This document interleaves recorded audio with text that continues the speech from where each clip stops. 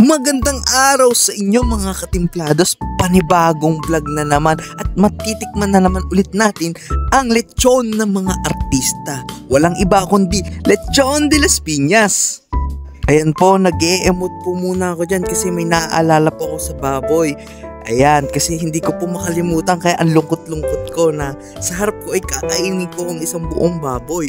Ang lechon. Isipin nyo kung anong pinaghirapan ng baboy. At ayan na nga, kung maririnig nyo yung crunch ng balat, diba? Sobrang crunchy.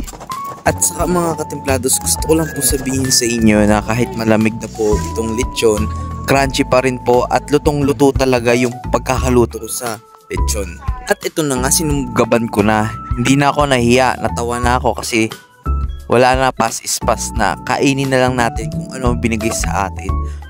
Grabe, ang sarap. Balat pa lang, ulam na, di ba?